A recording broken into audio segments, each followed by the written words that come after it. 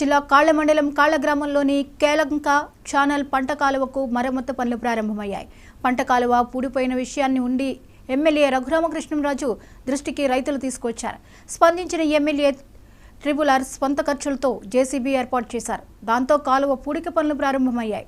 రైతుల ఇబ్బందులను అర్థం చేసుకుని కాలువ త్రవ్వటానికి ఏర్పాట్లు చేసిన ఎమ్మెల్యే రఘురామకృష్ణంరాజుకు స్థానిక ప్రజలు ధన్యవాదాలు తెలిపారు. ఈ సమస్యపై స్పందించిన టీడీపీ జనసేన నాయకులకు రైతులు ధన్యవాదాలు తెలిపారు.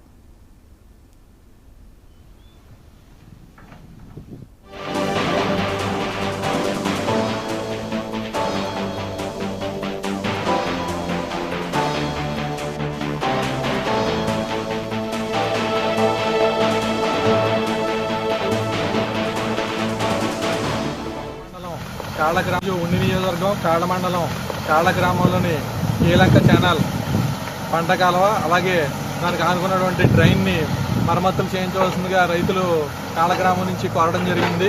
అకాల వర్షాల వల్ల బ్యాక్ వాటర్ కింద మురికాలలోకి ఏరులోకి వెళ్ళలేదు. దానివల్ల నారుమళ్ళన్నీ మునిగిపోతున్నాయని వాడి బాధని మన కనుమూరి రఘురామకృష్ణరాజు గారు మన ఎమ్మెల్యే గారికి విన్నవించుకోవడం జరిగింది.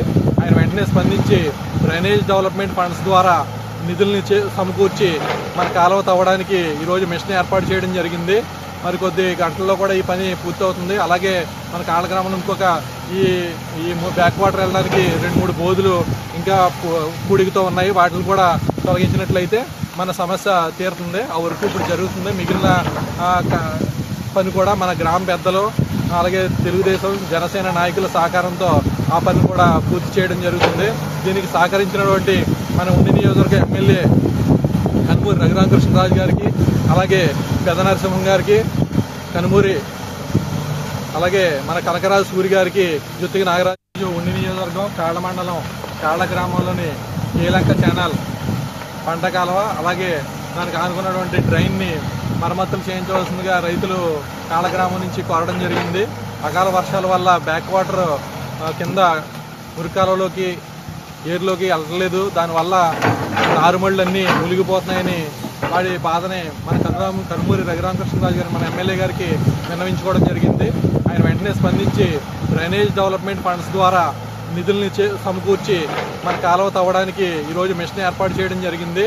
మరి కొద్ది గంటల్లో కూడా ఈ పని పూర్తవుతుంది. అలాగే మన కాళ్ల గ్రామంలో ఇంకొక ఈ బ్యాక్ వాటర్ వెళ్ళడానికి 2-3 బోధులు ఇంకా పూడికతో ఉన్నాయి. వాటిని కూడా తొలగించినట్లయితే మన